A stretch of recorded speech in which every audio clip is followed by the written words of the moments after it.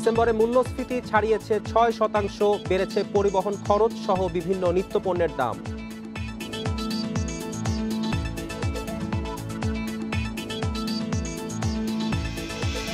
নতুন বছরেও স্বস্তি মিলছে না বাজারে, সপ্তাহের ব্যবধানে বেড়েছে চাল, ডাল ও মুরগির দাম।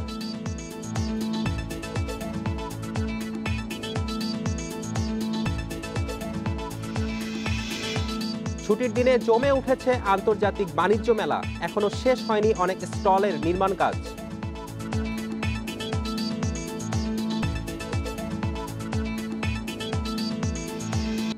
আমন্ত্রণ অর্থনীতি সারাদিনে আপনাদের সাথে আছি আমি ফেরদৌস ইসলাম। শুনছিলেন শিরোনাম, এবারে জানাবো বিস্তারিত।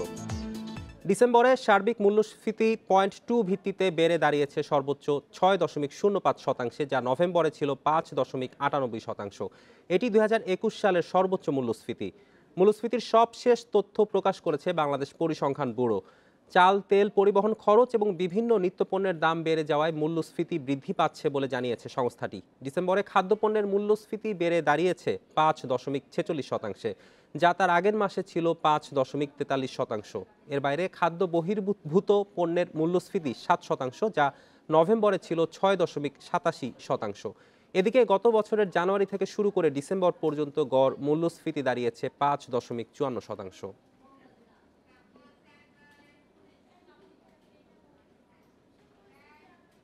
নতুন বছরেও স্বস্তি মিলছে না বাজারে, সপ্তাহের ব্যবধানে বেড়েছে চালের দাম, চড়া মুরগি ও ডালের দামও।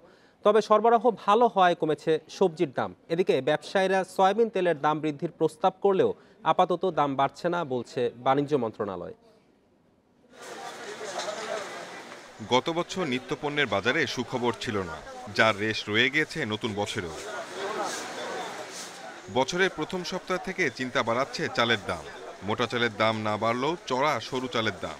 গত সপ্তাহে প্রতি কেজি নাজিরশাইল 65 থেকে 67 টাকায় কেনা গেলেও এখন তা প্রায় 70 টাকা। মিনিকেটের কেজি বিক্রি হচ্ছে 65 থেকে 67 টাকা দরে। মাঝে মাঝে বাজারের মনিটরিংগুলো করে, ওইগুলো কিছু তৎপর হলে মনে হয় সেন্টিংটা একটু নষ্ট হতে পারে। এটি নতুন বছর অনেক দাম বেশি। এই যে নতুন বছর পড়ছে না, আজকে প্রায় 7 তারিখ, অনেক দাম, সব জিনিসের দাম বেশি। এভাবে মানুষের জন্য মানে কষ্টকর হয়ে যাবে। এক সপ্তাহ ধরেই স্বস্তি নেই মুরগির বাজারে। ব্রয়লার মুরগি বিক্রি হচ্ছে 200 টাকা আর সোনালী মুরগির কেজি 300 টাকা। নতুন করে দাম বৃদ্ধির প্রস্তাব দেওয়ায় চোখ রাঙাচ্ছে ভোজ্য তেলের দাম। তবে আপাতত বাজারে সয়াবিন তেলের দাম আগের মতোই 160 টাকা লিটার থাকছে বলে জানিয়েছে বাণিজ্য মন্ত্রণালয়। আমরা আগে মূল্য যে নির্ধারণ পদ্ধতি, এটা আমরা রিভিজিট করব। এটা রিভিজিট করার পরে আমরা আসলে মূল্য কি হবে কম বেশি সেটা আমরা ডিক্লেয়ার করব। আপাতত সেই মূল্যেই চলবে, কারণ হলো যে 160 টাকা আমরা নির্ধারণ করেছি। এদিকে শিম, মূলা, বাঁধাকপি সহ বেশিরভাগ সবজি কেনা যাচ্ছে গড়ে 40 টাকার মধ্যে। দাম কমে নতুন আলু বিক্রি হচ্ছে 20 থেকে 25 টাকা কেজিতে। Shahida Ahmed, Independent News, Dhaka. এ বিষয়ে আলোচনা করতে আমাদের সঙ্গে যোগ দিচ্ছেন বাজার বিশ্লেষক আবু জাফর আহমেদ মুকুল। স্যার, আপনাকে স্বাগত অর্থনীতি সারাদিনে। সরকারি তথ্য বলছে দেশে মূল্যস্ফীতি বেড়েছে, এবার একই সঙ্গে বলা হচ্ছে নিত্যপণ্যের দাম স্বাভাবিক, কিন্তু বিপাকে পড়ছে সাধারণ মানুষ। মূল ঘাটতির জায়গাটা কোথায়? জি, ধন্যবাদ আপনাকে আমাকে সংযুক্ত করার জন্য। আসলে যে রিপোর্টটি দেখলাম অত্যন্ত বাস্তব এবং যুক্তিযুক্ত রিপোর্ট। অর্থাৎ আমাদের যারা সাধারণ মানুষ, তাদের যে প্রেক্ষাপট এবং আমাদের বাণিজ্য মন্ত্রণালয়ের যে প্রেক্ষাপট, সেটি কিন্তু আসলে এক নয়। আপনি যদি দেখেন এই করোনাকালীন সময়ে কিন্তু মানুষ বিভিন্ন ক্রাইসিসের মধ্য দিয়ে আমরা পার হচ্ছি। আমাদের অনেকেরই কিন্তু স্বাস্থ্য খাতে অনেক টাকা আসলে ব্যয় করতে হচ্ছে। পাশাপাশি আমাদের যে নিত্য প্রয়োজনীয় পণ্যদ্রব্যের দাম, সে কিন্তু অনেক ক্ষেত্রে কিন্তু আমাদের বেশি টাকা ব্যয় হচ্ছে। সুতরাং সাধারণ মানুষ অনেক ক্ষেত্রে বাজার যে অব্যবস্থাপনার, সেটির ক্ষেত্রে একটি জিম্মি অবস্থা ধারণ করছে। এখান থেকে আসলে উত্তরণের বের করার আসলে অনেক ওয়ে আছে বলে আসলে মনে করি। আমরা আসলে সেই ধরনের ওয়েতে আমরা যাচ্ছি না। আপনি যদি বাংলাদেশের মানুষের ইনকামের কথা চিন্তা করেন, সেই ইনকাম অনুযায়ী কিন্তু তাদের অনেক ক্ষেত্রে ব্যয়টা বেশি টাকা আসলে ব্যয় করতে হচ্ছে। সুতরাং সাধারণ মানুষ কিন্তু অনেক ক্ষেত্রে ঋণগ্রস্ত হয়েছে। অনেকে আমাদের মতো যারা সাধারণ মানুষ, যারা স্বল্প আয়ের চাকরিজীবী, তাদেরকে কিন্তু বিভিন্ন ক্রেডিট কার্ড, বিভিন্ন ধরনের ধার দেনার মধ্যে দিয়ে যাচ্ছে। সুতরাং একটা অস্বাভাবিক একটা অবস্থা বিরাজ করছে। এবং এখান থেকে আমাদের যে বাণিজ্য মন্ত্রণালয় যেটি মনিটরিং টিম আছে, যে তাদের যে উদ্যোগ রয়েছে, সেই উদ্যোগগুলো আসলে যথেষ্টভাবে কোনো কাজ করছে না। সেটা আমি দেখছিও বলে আমি মনে করি না একজন সাধারণ মানুষ হিসেবে। শুরুতেই চাল ডাল সহ বেশ কিছু পণ্যের দাম বাড়তি, কোনো উদ্যোগই কেন কাজে লাগছে না? জি, হ্যালো। নতুন বছরের শুরুতেই চাল ডাল সহ বেশ কিছু পণ্যের দাম বাড়তি, কোনো উদ্যোগই কাজে লাগছে না, কি জন্য? জি, আমি আসলে কিছুটা আগে বলার চেষ্টা করেছি যে আসলে উদ্যোগটা আসলে কি ধরনের উদ্যোগ আমরা যদি দেখি, সেটা কিন্তু ওপেন মার্কেট, যদি কিছু আমরা চাল ডাল এগুলোর ক্ষেত্রে তেল কিছু মানুষের কাছে মানে পৌঁছানোর কিছু ব্যবস্থা করা হয়েছিল। আসলে এটি আসলে যথেষ্ট নয়। কারণ আপনার মনে রাখতে হবে বাংলাদেশে নিম্ন মধ্যবিত্ত এদের কিন্তু সংখ্যাটা বেশি, এবং বাংলাদেশের যদি প্রেক্ষাপট দেখেন, মানুষ ইনকাম দেখেন, বিভিন্ন পরিসংখ্যানে আমরা দেখি বাংলাদেশে আসলে 95% মানুষের কাছে তো আসলে তেমন একটা টাকা নাই, যেটা 5% এর মানুষের কাছে অনেক টাকা রয়েছে। সুতরাং এই 95% মানুষের কথাই কিন্তু আমাদের আসলে চিন্তা করতে হবে। তাদের দৃষ্টিভঙ্গি, তাদের আয়, তাদের ব্যয়, তাদের জীবনযাত্রার মান, এই বিষয়গুলো আমাদেরকে চিন্তা করেই আসলে সুনির্দিষ্ট পদক্ষেপ নিতে হবে বলে আমি মনে করি। ভোজ্য তেলের দাম আবারও বৃদ্ধির প্রস্তাব করা হয়েছে, এটা কতটুকু যৌক্তিক? আহ জি, আসলে এখানে দেখা যাবে বিভিন্ন ক্ষেত্রে আমরা দেখি যে ইন্টারন্যাশনাল মার্কেটে আসলে প্রাইসের দাম বেড়েছে বিভিন্ন ভাবে, আমরা আসলে বাণিজ্য মন্ত্রণালয় জানতে পেরেছি। আসলে এখন আমরা কিন্তু যে আমাদের ইনকাম ট্যাক্স ইয়ার, সেটা কিন্তু আগামী জুনে ক্লোজিং হবে। সুতরাং বাণিজ্য মন্ত্রণালয় চাইলে আমাদের যে আর এর আগে যখন ইন্টারন্যাশনাল মার্কেটে তেলের দাম কম ছিল, তখন কিন্তু আমাদের বাংলাদেশে তেলের দাম বেশি ছিল। সুতরাং আমরা দেখছি বিভিন্ন ক্ষেত্রে যে প্রায় 55,000 কোটি টাকা কিন্তু বাংলাদেশের রিজার্ভে রয়েছে। সুতরাং আগামী ৫-৬ মাসের জন্য তেলের দামটা যদি না বাড়ে, ওই ঘাটতির ওই টাকা থেকে যে অতিরিক্ত টাকা আছে সরকারি খাতে, সেখান থেকে সাধারণ মানুষের জীবনকে স্বস্তির জন্য এখানে আসলে ইনভেস্ট করা উচিত ছিল বলে আসলে আমি মনে করি। মূল্যস্ফীতি ও দাম স্বাভাবিক রাখতে কি করা উচিত বলে আপনি মনে করেন? যেটি আসলে প্রয়োজন, আমরা অনেক ক্ষেত্রে দেখি, এবং বাস্তবে যেটি ওপেন মার্কেট পলিসি, আমরা যদি দেখি যে আমরা নর্মাল বিজনেসের ফর্মুলা অনুযায়ী আসলে 4টি ফ্যাক্টর কস্ট অফ প্রোডাকশনে জড়িত: ল্যান্ড, লেবার, ক্যাপিটাল এবং এন্টারপ্রেনার। 4টা কোনোটার ক্ষেত্রে যদি দাম বেড়ে যায়, তাহলে আলটিমেটলি কিন্তু প্রাইসিংটা আপনার বেড়ে যায়। কিন্তু বাংলাদেশের ক্ষেত্রে অনেক ক্ষেত্রে দেখা যায় যে একটি আর্টিফিশিয়াল ক্রাইসিস সৃষ্টি করা হয়। আপনি যদি ধরেন যে চিনি, যেটা আমাদের 100 টাকা কিনতে হচ্ছে। সুতরাং এবং যদি দেখি আমরা তেলেও কিন্তু প্রায় 50-60 টাকা বেশি দিয়ে কিনতে হচ্ছে। সুতরাং এখানে আমাদের যেটি প্রয়োজন, একটি প্রাইসিং কমিশন গঠন করা, এবং প্রাইসিং কমিশন গঠন করে তারা সাধারণ মানুষের জন্য যে ফেয়ার প্রাইসিং পলিসি সেটা তৈরি করবে, এবং আমাদের যে কৃষি সেক্টরে আছে, সেটি আমাদের প্রসেসিং ইন্ডাস্ট্রি তৈরি করতে হবে, যার মাধ্যমে একজন কৃষকও একটি ন্যায্য মূল্য পেতে পারবে। এবং এই জন্য সারা বাংলাদেশে আপনার যদি 8টা ডিভিশন চিন্তা করি, 8টা ডিভিশনে 8টা আমাদের ইপিজেডের মতো, এই এক্সপোর্ট প্রসেসিং জোনের মতো আমাদেরকে এই এগ্রিকালচার সেক্টরেও আপনার প্রসেসিং জোন প্রতিষ্ঠা করতে হবে, যার ফলে সাধারণ মানুষের মধ্যেও যেমন একটি স্বস্তি বিরাজ করবে, কৃষকরাও ন্যায্য মূল্য পাবে। এবং পাশাপাশি আমাদের যে ট্রান্সপোর্ট ক্ষেত্রে যদি ঢাকার বাইরে যদি কোনো পণ্য ঢাকার বাইরে থেকে পণ্য ঢাকায় আসে, অতিরিক্ত ব্যয়, বিভিন্ন চাঁদাবাজি, বিভিন্ন অনারাজ্য কিন্তু আমরা দেখি অরহ। এগুলোর ক্ষেত্রেও আপনার স্বরাষ্ট্র মন্ত্রণালয়কে একটি কঠোর ভূমিকা পালন করতে বলে আমি বিশ্বাস করি। আবু জাফর, আপনাকে ধন্যবাদ আমাদের সঙ্গে যোগ দেওয়ার জন্য। এবার চলে যাব অন্যান্য খবরে। ঢাকা আন্তর্জাতিক বাণিজ্য মেলায় শুক্রবার ছুটির দিনে বেড়েছে ক্রেতা দর্শনার্থীর সংখ্যা। বেচাকেনাও আস্তে আস্তে বাড়ছে বলে জানিয়েছেন বিক্রেতারা। তবে আগারগাঁওয়ের মতো এখনো জমে ওঠেনি মেলার পরিবেশ। ক্রেতা দর্শনার্থীরা পূর্বাচলের নতুন জায়গায় যেতে অভ্যস্ত হয়ে উঠলে ভালো ব্যবসা হবে বলে আশা বিক্রেতাদের। 26তম ঢাকা আন্তর্জাতিক বাণিজ্য মেলার প্রথম 6 দিনে টিকিট বিক্রি হয়েছে 46,000, যার মধ্যে প্রথম দিনই ছিল সবচেয়ে বেশি দর্শনার্থী। শুক্রবার 7ম দিনে দেখা যায় সকাল 11টা থেকে ক্রেতা দর্শনার্থীর ভিড়। বেলা বাড়ার সঙ্গে তা আরও বাড়তে থাকে। মেলায় প্রবেশের পর দর্শনার্থীরা বিভিন্ন স্টল ঘুরে দেখছেন, কেনাকাটাও করছেন অনেকে। তবে চাহিদা বেশি গৃহস্থালী সামগ্রী ও আসবাবপত্রের। আজ কিচেন থিংস আর এগুলো ড্রেসেস এগুলো কিনছি। কেমন লাগছে তোমার মেলায় এসে? ভালো লাগছে। মেলা ওটা একটা আনন্দ ছিল। এটাতেও হয়তো হবে, একটু সময় লাগবে আর কি। আর হচ্ছে স্টল একটু বাড়াইলে ভালো হয়। গ্যাদারিংটা কম, মানে স্পেসগুলো বড়, আর ওখানে একটু জায়গা ছোট ছিল। বিক্রেতারা বলছেন প্রত্যাশার চেয়ে ভালো হচ্ছে বিক্রি, তবে আগারগাঁওয়ের মতো না হলেও সামনে বেচাকেনা আরও বাড়বে বলে আশা তাদের। আমাদের সবচেয়ে বড় প্রোডাক্টগুলো সবচেয়ে বেশি সেল হচ্ছে, আর এখানে ভাবছিলাম যে লোক হবে না, কিন্তু তুলনামূলক লোক অনেক বেশি হচ্ছে, আর আমাদের সেল যেটা টার্গেট ছিল তার চেয়ে বেশি।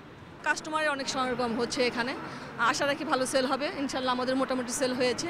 নতুন জায়গা হিসেবে লোকজন ভালোই আসতেছে, আরও আশা করব যে সামনে আরও লোকজন আসবে। তবে মেলায় এখনও অনেক স্টলের নির্মাণ কাজ শেষ হয়নি। ছুটির দিনে মেলা চলে সকাল 10টা থেকে রাত 10টা পর্যন্ত। Shamim Ahmed, Independent News, Dhaka. মানহীন খাবার খেয়ে কলেরা ব্যাকটেরিয়ায় আক্রান্ত হচ্ছেন বিদেশগামী যাত্রীরা। যাত্রাপথে অনেকে অসুস্থ হওয়ার পর বিদেশে গিয়ে হাসপাতালেও ভর্তি হচ্ছেন। বিষয়টি নিয়ে উদ্বেগ প্রকাশ করে পররাষ্ট্র মন্ত্রণালয়ে চিঠিও দিয়েছে সংযুক্ত আরব আমিরাত ও কাতার। তাই আন্তঃমন্ত্রণালয় সভায় বিমানবন্দর এলাকার খাবার ও পানি পরীক্ষার সিদ্ধান্ত নেওয়া হয়েছে। করোনা পরীক্ষার বাধ্যবাধকতা থাকায় ফ্লাইট ছাড়ার 8 ঘন্টা আগেই বিমানবন্দরে উপস্থিত হতে হচ্ছে বিদেশগামী যাত্রীদের। সেই সঙ্গে বিভিন্ন জেলা থেকে বিমানবন্দরে আসার সময় পথেই থাকতে হয় 6 থেকে 7 ঘন্টা। কোনো কোনো জেলা থেকে আসতে চলে যায় পুরো দিনও। দীর্ঘ সময় বিমানবন্দরে অবস্থান করায় খাবার ও পানি সংকটে পড়েন অনেকেই। বাধ্য হয়ে আশপাশের রেস্টুরেন্ট থেকে খাবার কিনে খান তারা। এদিকে বাসা থেকে খাবার এনেও ঠিকমতো খেতে পারছেন না বলে জানান অনেকে। বাসাতে খাবার নিয়েছি, খাবার মাত্র খাইলাম, হেও বহুত কষ্ট করে। কাল ভোর 5টা বাজে আইছি, করোনাটিস বাইরে করতে, এনে করোনাটিস কিন্তু কত যে হরানি ভাই, বসার জায়গা নাই, খাওয়ার জায়গা নাই, প্রস্রাবের জায়গা নাই। রাত 9:30 ফ্লাইট, তখন আমরা এখন খানা খাই 2টার ভিতরে আমরা এয়ারপোর্ট ঢুকবো। তাই এখানে আসছি, এয়ারপোর্টের পাশে এখানে হোটেল আছে, এখানে খালাম। সম্প্রতি সংযুক্ত আরব আমিরাত ও কাতারগামী যাত্রীদের মধ্যে কলেরা ব্যাকটেরিয়া আক্রান্ত হওয়ার ঘটনা বাড়ায় দেখা দেয় উদ্বেগ। এ নিয়ে পররাষ্ট্র মন্ত্রণালয়ে চিঠিও দিয়েছে দেশ দুটি। এ অবস্থায় বিমানবন্দরের বাইরে খাবার নিয়ে প্রবেশ নিষেধাজ্ঞা দিয়েছে সিভিল এভিয়েশন কর্তৃপক্ষ। বিমানবন্দরের বিভিন্ন জায়গায় আশেপাশে রেলওয়ে স্টেশন বা হাইওয়েতে তারা খাবার দাবার খাচ্ছে 3-4 ঘন্টা আগে বা 5-6 ঘন্টা আগে। সেগুলো একটু আন্ডারস্ট্যান্ড করতে বুঝতে হবে আর কি। ইন এনি কেস এটা আমাদের নলেজে আসছে এবং আমরা অলরেডি কিছু জিনিস ইজ আউট করে দিছি। আগে যেরকম ডাবল লাইন হতো, এখন আর ডাবল লাইন হবে না। আমরা বলে দিছি হেলথের ওনারা আর ওই আপনার কোভিড সার্টিফিকেটের জন্য ব্লক করবে না। কলেরা ব্যাকটেরিয়ার উৎস খুঁজতে বিমানবন্দর এলাকার রেস্টুরেন্টগুলোর খাবার ও পানি পরীক্ষার পাশাপাশি নিয়মিত অভিযান শুরু করেছে সংশ্লিষ্টরা। Sohel Rana, Independent News, Dhaka. দক্ষিণাঞ্চলে উৎপাদিত চালের মান অক্ষুণ্ণ রেখে সংরক্ষণের জন্য বরিশালে চলছে সাইলো নির্মাণ কাজ। এ সাইলোতে প্রায় 48,000 মেট্রিক টন চাল সংরক্ষণ করা যাবে। নানা দুর্যোগের সময় খাদ্য সংকট মোকাবেলায় এ সাইলো গুরুত্বপূর্ণ ভূমিকা রাখবে বলে আশা করছেন সংশ্লিষ্টরা।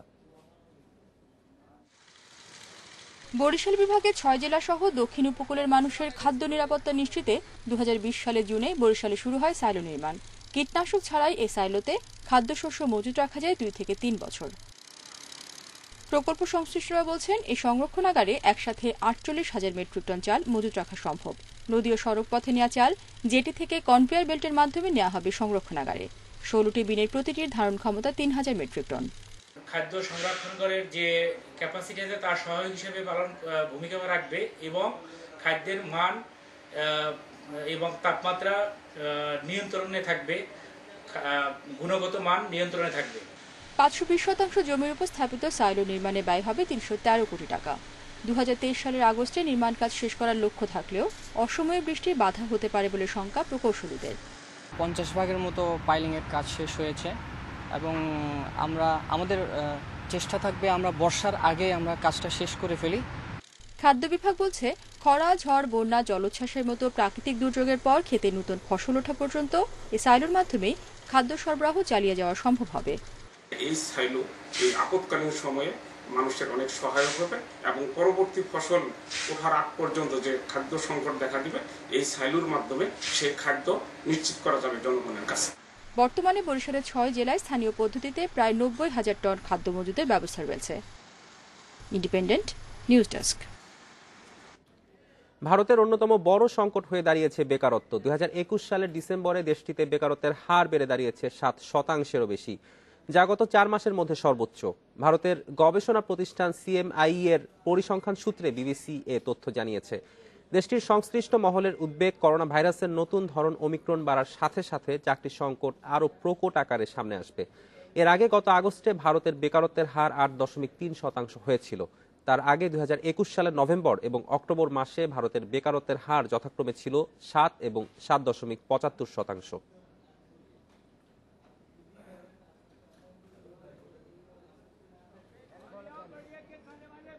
কাজাখস্তানে জ্বালানির দাম বাড়ার প্রতিবাদে বিক্ষোভ, সহিংসতায় 18 পুলিশ সহ বহু মানুষ নিহতের কথা জানাচ্ছে গণমাধ্যম। আহত 1000-এর মধ্যে হাসপাতালে ভর্তি 400-র বেশি মানুষ। এ পর্যন্ত গ্রেপ্তার 2298 জন। এদিকে দেশটিতে পৌঁছেছে রাশিয়ার সেনা। এলপি গ্যাসের দাম দ্বিগুণ করার প্রতিবাদে রোববার কাজাখস্তানে শুরু হয় সরকারি বিরোধী আন্দোলন। বিক্ষোভ দমনে নিরাপত্তা বাহিনী টিয়ার গ্যাস, স্ট্যান্ড গ্রেনেড ও জলকামান ছুড়লে শুরু হয় সহিংসতা। জ্বালানির দাম বাড়ানোর পাশাপাশি সরকারের দুর্নীতি ব্যর্থতার অভিযোগ সামনে আসায় আরও অবনতি হয় পরিস্থিতি। বুধবার রাতে আলমাটি শহরের বিক্ষুব্ধদের দখলে থাকা একটি সরকারি দপ্তরে পুলিশ অভিযান চালালে মৃত্যু হয় বেশ কয়েকজন বিক্ষোভকারী, আহত হয় অনেকে। নিরাপত্তা বাহিনী জানায়, বিক্ষোভকারীরা শহরের থানা দখলের চেষ্টা করলে অভিযানে নামেন তারা। এতে মারা যান বেশ কয়েকজন দাঙ্গাকারী। বৃহস্পতিবার শহরের 3টি প্রশাসনিক ভবনে সন্ত্রাস বিরোধী অভিযান চালানো হয়। শেষ খবর পাওয়া পর্যন্ত আলমাটির বিমানবন্দর সহ বেশ কিছু সরকারি ভবন রয়েছে বিক্ষোভকারীদের দখলে। এ অবস্থায় কাজাখ প্রেসিডেন্টের অনুরোধে এরই মধ্যে দেশটিতে মোতায়েন হয়েছে রাশিয়ার সেনা। জারি আছে জরুরি অবস্থা ও কারফিউ। সারা দেশে বন্ধ ইন্টারনেট সেবা। এর আগে বিক্ষোভকারীদের সন্ত্রাসী ও ষড়যন্ত্রকারী বলে আখ্যা দেন প্রেসিডেন্ট কাসিম জোমার্ট তোকায়েভ। জানান নিজের অনড় অবস্থানের কথা। আশরাফ শুভ, ইন্ডিপেন্ডেন্ট নিউজ। অর্থনীতি সারাদিন শেষ করার আগে শিরোনামগুলো জানিয়ে দিব আরো একবার। ডিসেম্বরে মূল্যস্ফীতি ছাড়িয়েছে 6%, বেড়েছে পরিবহন খরচ সহ বিভিন্ন নিত্যপণ্যের দাম।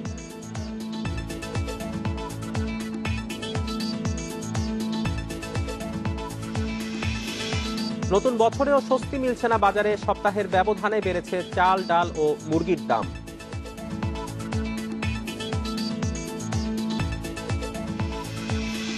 ছুটির দিনে জমে উঠেছে আন্তর্জাতিক বাণিজ্য মেলা, এখনো শেষ হয়নি অনেক স্টলের নির্মাণ কাজ।